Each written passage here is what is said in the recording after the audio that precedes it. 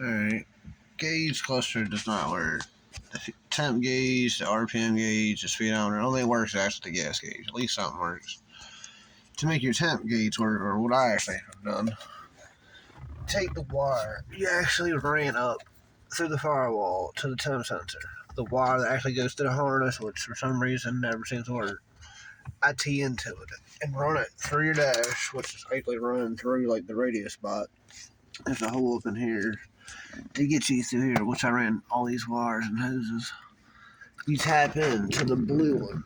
It's on the right, well, the left hand side.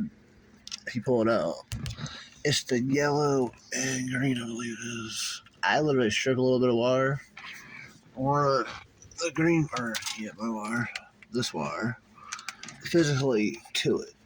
Literally just turn it into it, tape it, solder it, however you can do it. Obviously, I'm gonna hide the wire, but it usually works. At least you can have two of your gauges work. I'll show you in a minute how I make the rest of my gauges work.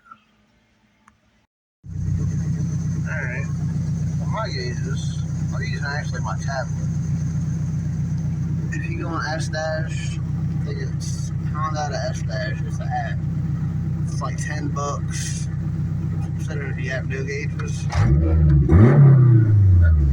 makes it all work. I just use simple. I just made my temp gauge, check engine light. I made a chef light and just the RPM and the speed. You can do like 100 different kinds of gauges, like analog and digital and whatever. But for my purposes, it all works.